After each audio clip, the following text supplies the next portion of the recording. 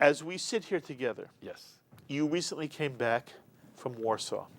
By the way, you told us already that your parents basically came from Well, my father near from Poland, near my father, Warsaw, yes, and your mother was from from Siget, Siget.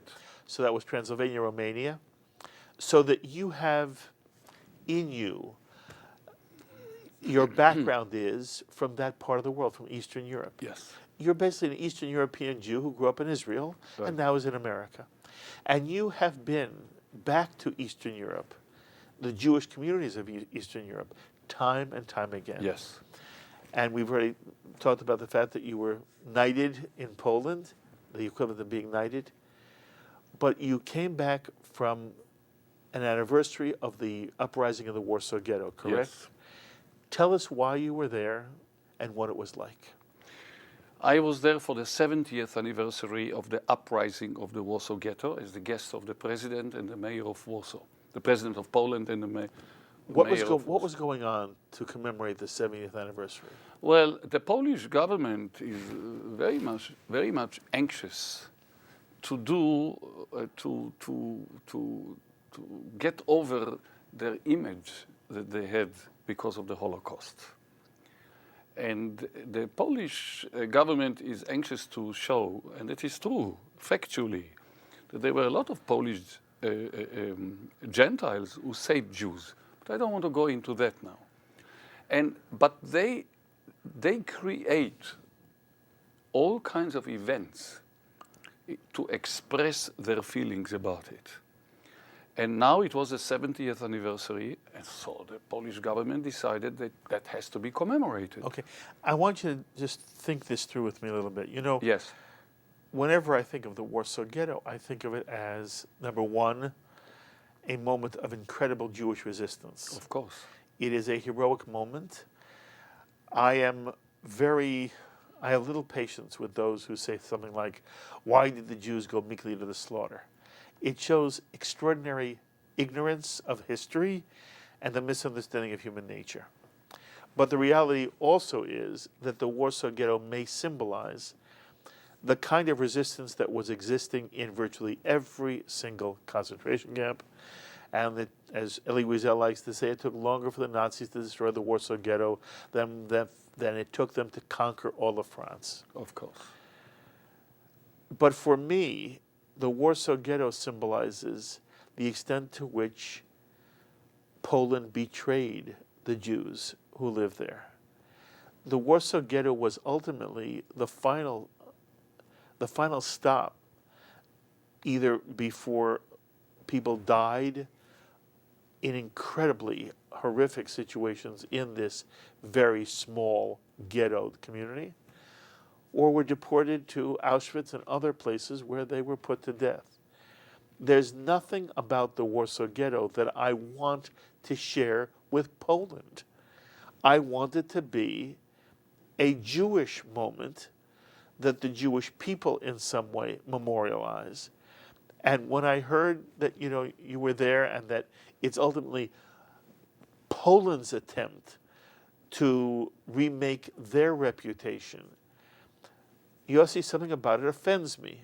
And I wanted you to help me with that. I wanted to hear how you reacted to the same thing I'm describing and what insight you can bring to our audience about how do we look at modern Poland today when so much of Jewish history and experience in Poland was so very, very cruel and was a part of death and destruction. The question that I am faced is always, suppose when I get the invitation to come and sing the Kel Maleh Rachamim, the memorial prayer for those who gave their lives at the Warsaw Ghetto, suppose I would not come to do it. Suppose it will be left just for the Polish, in the Polish language, to make speeches and to do whatever it is. The fact, to my opinion, that they say, no, we want a cantor to come and chant whichever prayer he deems right to do for his own brethren who gave their lives and fought the Germans. Because in the Warsaw Ghetto, it was really the Germans who fought the Jews, not really the Polish, because the Polish also had their resistance. And soon after that, they had their own uprising. So should I say, no, I'm not coming to do it?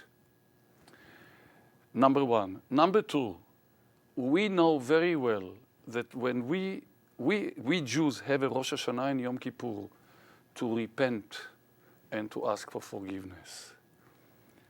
We know that Germany has been trying very, very hard. And it started all with the Germans. We know that Germans, since Adenauer, they started with the reparations and all these things. But they really, when you talk to a lot of people, they even today, they still feel bad for what they did. Poland, until the end of communism, was not able to express it. Maybe if Poland would have been free, they would have been equal to the Germans. But they couldn't do it. As soon as they became free, they were interested in doing it. So I come there to pray, to remember my brethren. Should I not do that? I'm not coming here to say you are right or you are wrong. I'm here to pray. That's my mission. And I try to do it to the best of my ability. And when I open the newspaper, the daily newspaper, the Gazette, the following morning, and I see my picture with wearing the cantorial clothes, with a talit, with a siddur, with a prayer book in my hand, singing it, and I don't see there in that particular one, not the picture of the president, not of the prime minister who were there, and not the mayor, and not the speaker of the parliament, and not the speaker of the German Bundestag, but the chazan, the cantor who came in to pray, to cry. Then something is going on there. They are trying. The fact is that the European, they got into Europe. The relationship with Israel is outstanding. And they are an important country in the European. So we have also to be a little pragmatic too. And so, but whilst I'm not involved in the politics of it, but if I am asked to pray for my own brothers, I do it. I'm very proud of you, and you say it beautifully. And by the way, I never meant to suggest that you shouldn't go. No, of course. I believe you, of course. I think it's extraordinary that you go. I want your voice there. If there's going to be any kind of commemoration, of course I want you there. And I am there. And of course I want the El Mole sung, and I want it sung by you. Thank you. And so that fills me with both awe and pride. And I was saying something slightly different. And again, even as you talk, though, you helped me. You know, you're correct that if there really is a generation now, whether it's in Poland, whether it's in Germany, right now we're seeing some horrible anti-Semitism in Hungary. Of course. But if there are places on this planet where the generation says, in the finest spirit of teshuvah, it was a horror what we did, and we are sorry, and we can't bring anybody back, but we want you to understand that we recognize what we did, and that from the depths of our being, we want to make some kind of restitution, whether it's emotional or financial. No, the Jew should be willing to say yes. I'm only saying to you that what bothered me, and it bothers me less now that I've heard you speak, what bothered me a little bit was, and I did not want it to be flippant. I want any country where ultimately its Jewish population was virtually exterminated. I want any country who does that to have extraordinary pain of soul when they have a commemoration. And so, it sounds like for you to open up that newspaper and see you are on the cover, and as you say, not any of the dignitaries, but the Jew, the Chazan in his talit and yarmulke and robe. Yes, you made an enormous contribution. And I want you to continue talking about what the emotion was like for you. But was it a celebration that you thought was in some way dignified for the Yakaleviches and all those who gave their life in the Warsaw Ghetto? It was very dignified. The Minister of Education from Israel, Rabbi Shai Piron, represented the State of Israel. So that means that it's important for the State of Israel. And he happens to be a friend of mine, so that's okay. And so it was extremely dignified. In the radius of a quarter of a mile, I was told by the head of the police there were about 500,000 people standing, listening to the sounds, to the prayer, to the Jewish prayer. And the head of the police told me that a lot of people were crying. No, how many Jews do you have in Poland? So we are talking about non-Jews. We're talking about Gentiles. They were crying. So maybe something touched them. Maybe something will bring them into something. But I wanted to tell you something else in this edition. One day I got a telephone call from the previous president of Poland, Aleksander Kwaśniewski. And he said to me, you know what's going on in Jedwabne? Jedwabne is a village where 1,600 Jews were murdered. And there was a big argument. Was it done by the Poles or was it done by the Germans? Until a book was written, The Neighbors, and the author came to the conclusion that it was the Poles who did it, sanctioned by the Germans. And the president calls me up, he says, you know, we have erected a monument there for all the Jews. And I'm going to Jedwabne to ask forgiveness from the Jewish people. Can you come and be there with me to chant any prayer that you deem important? And I said, Mr. President, I will be there. And I went. And he took me in his own helicopter. And we landed just at the side of the monument. And for almost the whole day, he was begging forgiveness. I was singing prayers. What bothered me is not the Polish officialdom. The Polish officialdom and Polish intelligentsia was there. What bothers me a lot was that there were no representative of the top Catholic representatives. There was a local priest there. But to have, since the president came, I would have thought, and they were not there. I understood that there were issues, whatever it was raining, and I was caught a cold after that because I sang with, but we went there and we did it. And we did it, but when the president of the country asks forgiveness, what else can, well, as you said yourself, unfortunately we cannot bring them back. My grandmother is in Auschwitz. 2 of my uncles, 2 of my aunts with their children are somewhere. I don't even know where they are. From Pultusk, from where my father came from. My grandmother from Siget is in Auschwitz. So the question is a big question. So we try to do the best we can. You have been in Eastern Europe a lot, yes? Yes. Yossi, in general, as you look at it, what have you experienced? Are there moments that stand out in your mind? What are they? Give me 1 or 2. Mark, you know, when I was a young boy, growing up in Tel Aviv, I saw pictures that were taken from under the jacket of the Moscow synagogue in Archipova Street, of the old Jews praying or whatever it is. There were photographs and they were not clear in the Israeli newspapers when I was growing up. And I always said to myself, one day I want to sing for them. I want to pray for them. I want to come to that synagogue with permission or without permission. And just talk to them, be with them, cry with them, tell them that I feel for them.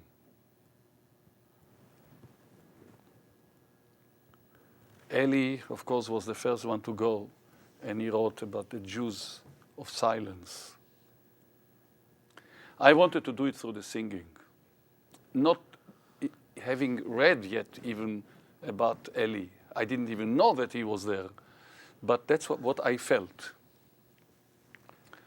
And so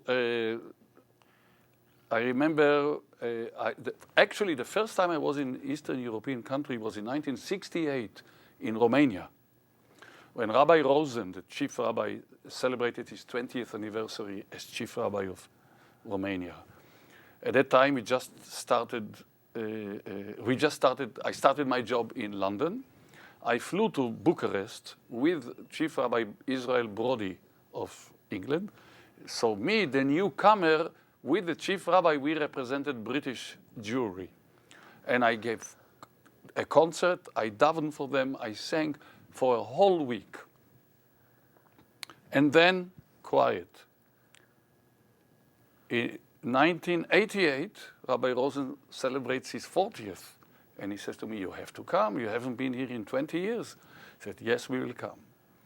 As we were leaving the house, it's amazing, my phone rings.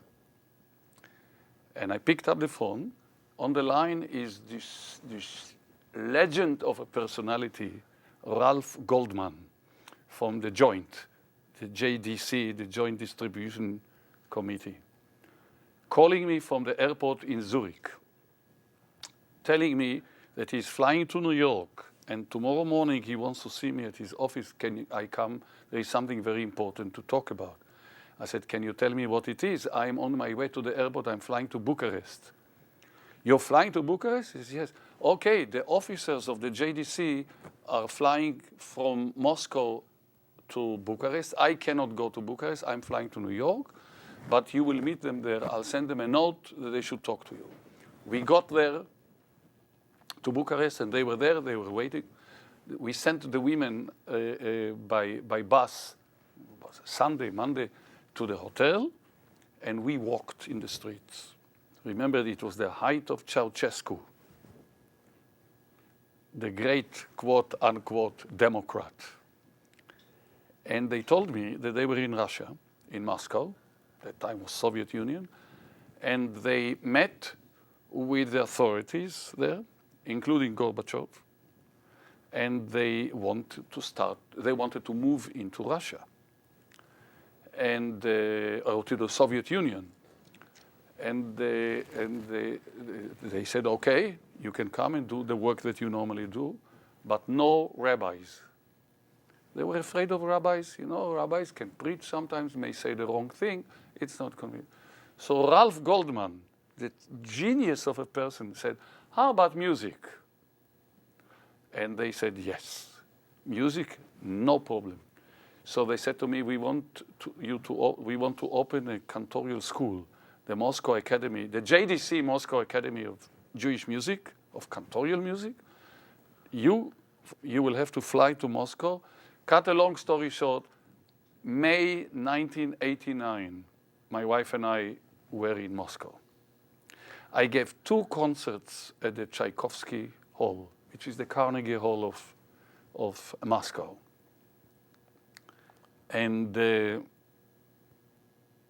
but in the mornings, I went to the synagogue to pray, morning prayer. And the Jews there, some of them were ready to talk, some of them were still afraid to talk. And from the pictures that I saw as a youngster, I recognized a couple of the old ones. And I told them in Yiddish. Today, by the way, you go to Moscow, there is nobody to talk to in Yiddish. But then, in '89, a lot. And the encounter with Russian Jews for the first time, the encounter with them at the concert hall, that when I finished the whole program with the Moscow Philharmonic Orchestra, that I sent them the music and rehearsing and everything, and I got kvitlach, I got little notes from people. Sing Yerushalayim Shel Zahav, sing Kol Nidrei. I had no music for the orchestra. It was not rehearsed and I didn't have music. So from memory, I sang it a cappella. I sang Kol Nidrei. And in the middle of the Kol Nidrei, I broke down. I broke down and it took, I don't know, a few seconds to see the Jews there begging for Kol Nidrei. It's not only that they were asking for it, but that after 70 years, they still knew what Kol Nidrei was. And that connects them with all the Jews in the world. To me, that was everything. It was something unbelievable. And then when I came Shabbat to Shul, Friday night at Shabbat, and I removed the microphone, because I wouldn't have a microphone on Shabbat, and they said they cannot hear anybody, they must have a microphone. I said, they'll hear me, don't worry, they'll hear, the acoustics is good here. They say, and then I said, if the microphone stands there, even if it's switched off, they'll think that I'm singing in a microphone. So it got removed, and since then there is no microphone in the synagogue in Archipova Street. And so, being with them, and davening for them, and singing for them, to be, as I said, witness to this big lion waking up, begging for Jewish life, and remembering Kol Nidre, and knowing Yerushalayim Shel Zahav. And somebody shouted, Singun Sane Toikef from Rosh Hashanah Yom Kippur, Rosh Hashanah Yom Kippur, the liturgy during Musaf, which I sang also, of course, from memory. A melody which my grandfather sang in Siget, by the way, which I sing in my own synagogue on Rosh Hashanah and Yom Kippur. In St. Petersburg, which was Leningrad, I gave a concert and I told them that at the turn of the century there was the St. Petersburg Society for Jewish Music, where famous composers and conductors took folklore songs and made them into art Jewish music. At night in the hotel there was a knock at the door. And two people, they said the manager came in. He came, he showed his credentials. Two guys from the KGB. Sir, came in, you spoke about St. Petersburg. There is no St. Petersburg. There is Leningrad here. So I said, yes, but officially we all know that at the turn of the century there was St. Petersburg. There is no St. Petersburg. There is, one spoke English, not bad. So I said, okay, how long are we going to argue about that? You want to arrest me? Why don't, go ahead, arrest me. Within an hour, President Gorbachev will hear from President Reagan. Within an hour, maybe even half an hour. So you make up your mind. We sat down and they said, please don't do it again. And we drank vodka. Friday night, they looked at the side and they saw two Shabbat candles. Two Shabbat candles that my wife lit. One guy stood there and he looked and he looked and he looked and he looked. And he said to me, I remember my grandmother used to do that on a Friday night. So I looked at him and I said to him, tell me something. You Jewish boy, what are you doing at the KGB? Come on. We hugged each other and I said to him, good Shabbos. He didn't know what it was. And we hugged each other and everything was okay. Shabbat morning, the rabbi and I walked to Shul, 8 kilometers from the hotel, 8 kilometers. It was raining. We were both wearing black coats with some kind of hats. And there were little Russian women walking around. They thought that we were Pravoslavian Russian Orthodox Church people. They crossed themselves in front of me. I've never had it in my life that people cross themselves in front of me. But religion is religion. Okay, that's all right. experiences like this. In Tashkent, I gave 2 concerts in one day, 4 o'clock and 8 o'clock at night in the opera house. In between the 2 concerts, I relaxed. I was saying then Kaddish for my mother, and knock at the door. And a huge guy, maybe 7 foot, 350 pounds weight, walks in. And he speaks heavy Russian. I don't speak Russian. I say, "Я не понимаю по-русски. Я хочу говорить," which means I don't speak Russian, but I would like to learn it. He walks in, and I see tears in his eyes. Introduces himself with a broken English as the general director of the opera house. He moves into Yiddish, and he says to me the following: "It is the first time that I admit openly that I am Jewish. After I heard you sing the Jewish music, the synagogue music, the folklore music of the Jewish people, I couldn't help it. I had to come and say that I am a Jew and I'm the director. If you want, you can come and sing opera in my house, whatever opera you want, Puccini, Verdi, whatever you want." I said, "And what about Tchaikovsky?" He said, "Tchaikovsky also," being Russian. This kind of anecdote, it's more than anecdote. Yes. This is opening the hearts of people. So something which I'm very proud of. It will eventually be told in details when I write my book. But okay, so you have a preview already. I am grateful. That was an extraordinary description of some of the events. And as moving as they were for you, you understand, they were moving upon moving for the people you're describing. Yes. You gave them, it was like you helped them to be reborn in a certain way. And it comes back to something you and I have discussed before, the power of music. Yes. Yes. The power of music. It can give people chills. It can make people cry. It breaks walls. It breaks walls. Doesn't it? Sometimes breaks even the chandeliers, the lights. But seriously, yes, of course. Yes, and that has been your gift.